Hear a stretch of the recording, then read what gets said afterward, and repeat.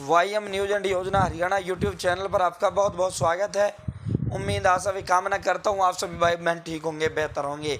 आज 13 जून दिन मंगलवार, हरियाणा सरकार धमाके, बिग ब्रेकिंग, सरकार की बहुत बड़े धमाकेदार मीटिंग, उसमें बड़े बड़े धमाके की उम्मीद की जा रही है। हरियाणा फैमिली आईडी, पशुधन किसान क्रेडिट कार्ड योजना, हरियाणा सरकार के 5 अन्य बड़े धमाकेदार आदेश, सभी पर विस्तार से चर्चा करेंगे। हरियाणा फैमिली आईडी हो, हरियाणा बीपीएल राशन कार्ड हो, हरियाणा में केंद्र सरकार की छोटी बड़ी योजना हो, हरियाणा में केंद्र का कुछ भी ऐसा हो जिसका लेना देना आपसे हो, वो सभी जानकारी सबसे सटीक, सबसे पहले विश्वसनीय देने का काम करता हूँ। चैनल सब्सक्राइब जरूर करें। डिस्क्रिप्शन में टेलीग्राम ग्रुप का लिंक दे दिया है। सभी अपडेट आपको यहाँ हम सबसे पहले सबसे तेज सटीक प्रोवाइड कराते हैं। ये आप वाईएम योजना हरियाणा भी टेलीग्राम पर सर्च कर सकते हैं। मेरा फोटो जिस ग्रुप में है आप उसमें जुड़ सकते हैं, वरना डिस्क्रिप्शन में लिंक दे दिया गया है। सबसे पहले मानसून की बात करते हैं, मौसम की बात करते हैं, बारिश की बात करते हैं। हरियाणा में कल से बारिश के आसार, 6 जुलाई के बाद प्रदेश में आएगा मानसून।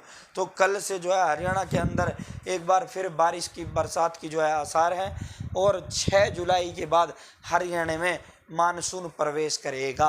साथियों, बिपरजोई का असर, मानसून की हवाएं थमेंगी। 18 जून से 6 जुलाई तक कम बारिश के संकेत। तो 18 जून से 6 जुलाई तक कम बारिश रहेगी और फिर 6 जुलाई के बाद मानसून आ ही जाएगा। 1-1.5 महीने की जो बारिश लगातार होती है वो बारिश आपको प्रदेश के अंदर देखने को मिलेगी। अब की बार जो मानसून है वो बहुत लेट चल रहा है। हरियाणा में जून में 22% कम बारिश हुई है। साथियों, जून के आखिरी और जुलाई के प्रथम पहले सप्ताह में होता है मानसून का आगमन। आमतौर पर हरियाणा में जो मानसून आता है वो जून के आखिरी और जुलाई के पहले सप्ताह में आता है। यदि यही परिस्थितियां रही तो संभव है कि मानसून का आगमन जुलाई के दूसरे सप्ताह में होगा। ऐसी स्थिति में धान की जो रोपाई है, धान की जो फसल है वो प्रभावित हो सकती है। हालांकि साथियों, यह जो है 17 व 18 जून को कई इलाकों में तेज बारिश की संभावना है। 14 जून से हरियाणा में जो मौसम है वो बदल जाएगा और लगभग 18 जून तक ये बदलाव होता रहेगा। बारिश होती रहेगी। 15 से धान की रोपाई होनी है। 15 जून से हरियाणा प्रदेश के अंदर धान की जो बिजाई है वो शुरू हो जाएगी। साथियों, गर्मी ने रिकॉर्ड तोड़ रखा है। पारा 43 डिग्री के पार पहुंच चुका है। सूरजमुखी की 6400 रुपये तक सरकार करेगी भरपाई। जेल से किसानों को छोड़ेगी सरकार। मांगे पूरी होने पर 31 घंटे बाद जीटी रोड से हटे प्रदर्शनकारी किसान। 35,000 वाहन चालकों को राहत। सोमवार दोपहर 2 बजे से किसानों के जाम लगाने पर वाहन चालकों के लिए रूट किए थे डाइवर्ट। पहले दौर की बातचीत 32 रहने पर लिया था जीटी रोड का पक्का मोर्चा लगाने का निर्णय है। एमएसपी पर पहला आंदोलन था राकेश टिकैत। कमेटी में ये थे शामिल गुरनाम सिंह चढ़ूनी, आज होंगे रिहा। प्रशासन से पूरे टकराव के मूड में थे किसान। तो साथियों, सूरजमुखी का जो है 6400 रुपये प्रति क्विंटल के हिसाब से सरकार भरपाई करेगी। तो अगली खबर की ओर चलते हैं। अंत्योदय परिवारों की जो पहचान है वो आसान हो गई है। परिवार पहचान पत्र बड़ा अहम दस्तावेज, फर्जीवाड़े पर शिकंजा। साथियों, अंत्योदय परिवार वो परिवार होता है जिनकी फैमिली आईडी के अंदर 1 लाख से कम होती है। अंत जमा में उदय। अंत्योदय 2 शब्दों से मिलकर बना हुआ शब्द है। अंत का मतलब निचले तबके से उठाकर इतना पहुंचा देना उसको कि जो वो खुद कुछ कर सके, चाहे वो जर्नल से हो, एससी से हो, एसटी से हो, बीसी से हो, किसी भी कैटेगरी से हो। तो साथियों, परिवार पहचान पत्र प्रदेशवासियों के लिए सबसे अहम दस्तावेज है अधिकांश ने, और इसमें नया वो सरकार ने किया है। अब जो है नया मेंबर ऐड करना है फैमिली, आपको जो है जन्म पत्र चाहिए, और आपकी शादी हुई अपनी वाइफ को ऐड करना जो शादी प्रमाण पत्र चाहिए। यदि साथियों, एक और बड़ा बदलाव इसके अंदर किया है, यदि आप पोर्टल खोलते हो तो बिना ओटीपी के या बिना उसके आप फैमिली आईडी अपनी जो है लॉगिन नहीं कर पाएंगे। ये भी आज प्रमुखता से प्रकाशित हुआ है। ओटीपी चाहिए। अब कोई भी आपकी कोई सी भी जानकारी नहीं देख सकता। पूरा का पूरा जो डाटा है वो जो है सुरक्षित रख दिया गया है। अब आपसे ओटीपी मांगी जाएगी, तब जाकर आप जो है कोई भी सीएससी वाला, आपकी कोई भी व्यक्ति जो है पहले क्या था, फैमिली आईडी नंबर से सब कुछ देख लेता था। अब फैमिली आईडी नंबर डालने के बाद वहाँ ओटीपी लगा दिए, वो ओटीपी आपके मोबाइल पर आएगी, आप ओटीपी दोगे तभी देख पाएंगे। साथियों, संपत्ति का पूरा ब्यौरा इसमें आ गया है। अब प्रॉपर्टी कार्ड गांव वाइज बनने शुरू होंगे। अधूरी जानकारी जिन्होंने दिया, फैमिली आईडी गलत जानकारी दिया, उन पर जो है शिकंजा कसा जाएगा। जातिगत आंकड़े भी परिवार पहचान पत्र के माध्यम से पहली बार आया है। 72 लाख परिवारों के ये फैमिली आईडी हरियाणा प्रदेश के अंदर बनी है, जिनमें 68 लाख लोगों ने अपनी फैमिली आईडी वेरीफाई कर ली है। 4 लाख लोग ऐसे हैं जिन्होंने अभी तक अपनी फैमिली आईडी वेरीफाई नहीं की है। तो इसका वेरिफिकेशन का कार्य चल रहा है, अपनी फैमिली आईडी जरूर वेरीफाई करें। हरियाणा हाईकमान ने हरियाणा भाजपा की 16 को दिल्ली में बैठक बुलाई है। जो भाजपा हाईकमान है, 16 व 17 जून को दिल्ली में हरियाणा भाजपा की एक अहम बैठक बुलाई गई है, जिसमें मुख्यमंत्री श्री मनोहर लाल खट्टर को बदलने की चर्चाओं पर पूरा वो चलेगा और इसका तो बदलना तय है। जिस तरह विधानसभा चुनाव से पहले गठबंधन का टूटना तय है, जेजेपी के साथ गठबंधन बीजेपी नहीं रखेगी, उसी तरह सीएम का बदलना भी तय है। तो साथियों, लोकसभा तक गठबंधन भी खींचेगा, लोकसभा तक ये मनोहर लाल को भी खींचेंगे। बीजेपी हाईकमान को भी पता है और सबको पता है कि सीएम के साथ हम सरकार किसी भी सूरत में रिपीट नहीं कर सकते। सरकार की तो बड़ी बात है, 20% जो है 20 सीट भी हम नहीं ला सकते। एक जो है सर्वे हुआ था, उस सर्वे में संपूर्ण भारत के अंदर सबसे कम लोकप्रियता वाला मुख्यमंत्री श्री मनोहर लाल खट्टर पाए गए थे। तो दोस्तों, इनका तो बदलना तय है और 18 जून को इनको इशारा कर किया जा चुका है। 18 को अमित शाह हरियाणा आएंगे, वो मोहर भी लगा देंगे।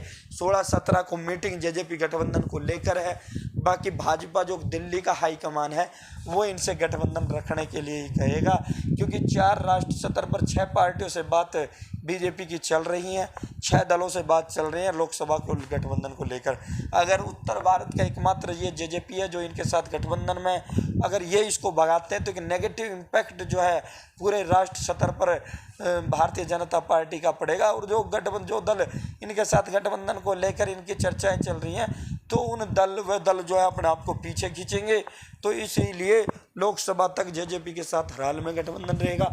लोकसभा के अगले दिन ही इन्हें भगा दिया जाएगा, इनसे गठबंधन तोड़ लिया जाएगा।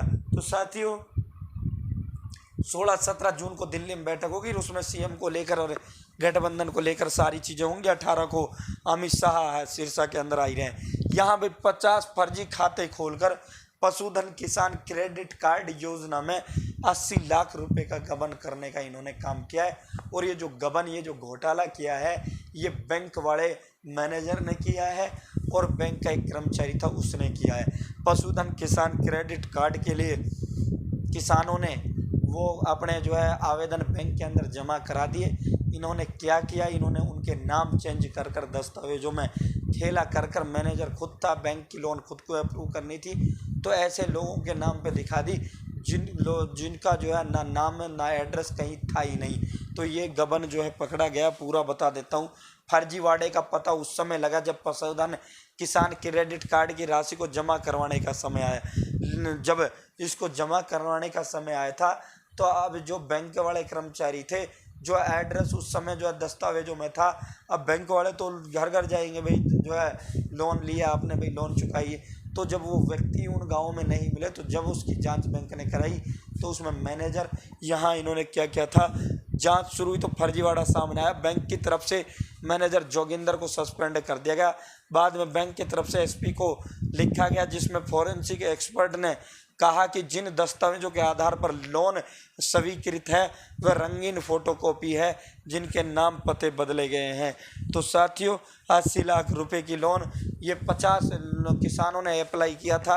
50 किसानों ने अप्लाई किया, तो इन्होंने क्या किया, उन किसानों को पशुधन किसान क्रेडिट कार्ड योजना के तहत लोन नहीं दिया, उनके नाम गांव बदलकर और इन्होंने जो है अपने पास से नाम गांव लिखकर, फेक एड्रेस लिखकर, उन्हीं डॉक्यूमेंट्सों के सहारे पैसा अपने खाते में ले लिया।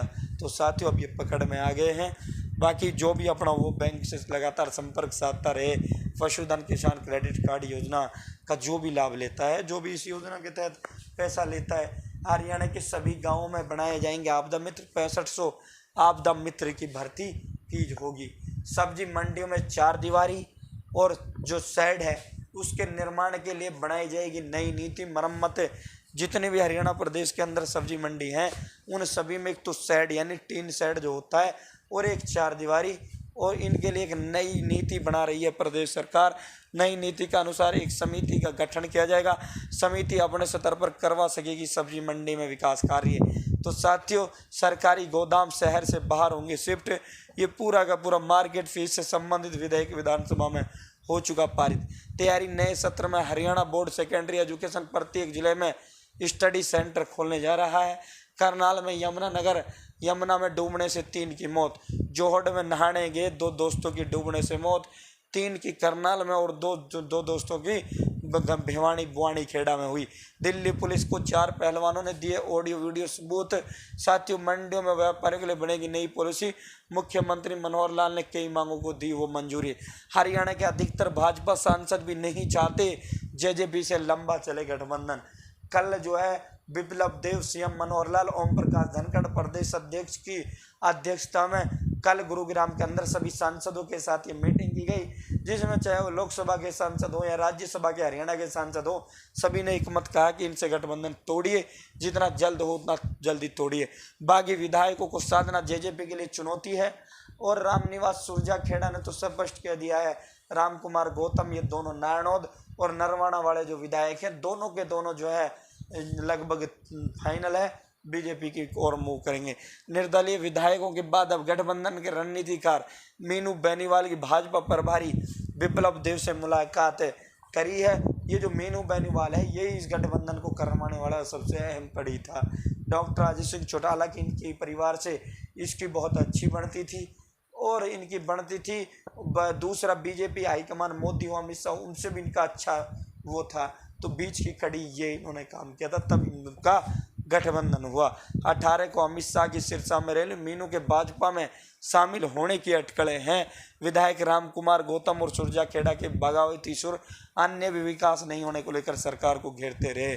साथियों, अबे बोले जो परिवार का नहीं हुआ वो तुम्हारा क्या होगा। रणजीत ने कहा, एयरपोर्ट पर पकड़े गए थे ओम प्रकाश चौटाला। 1900 इन्होंने कहा कि वो जो परिवार का नहीं हुआ, जो चौधरी देवीलाल का नहीं हुआ, वो उसका जनता का क्या होगा। रणजीत सिंह चौटाला को लेकर इन्होंने कहा था कि ये कांग्रेस में चले गए थे चौधरी देवीलाल का साथ छोड़कर। चौधरी देवीलाल ने कहा कि 1977 में हांगकांग ये ओम प्रकाश चौटाला गए थे और वहाँ से घड़ियाँ लाए थे। तो बाकायदा देवीलाल ने उस समय प्रेस कॉन्फ्रेंस की और प्रेस कॉन्फ्रेंस में कहा था कि चौधरी ओम प्रकाश चौटाला मेरा पुत्र नहीं है। तो दोनों पर चाचा भतीजे आमने सामने आए हुए हैं। तो फिलहाल के लिए इतना ही। बहुत बहुत धन्यवाद। जय हिंद, जय भारत, जय हरियाणा। Channel subscribe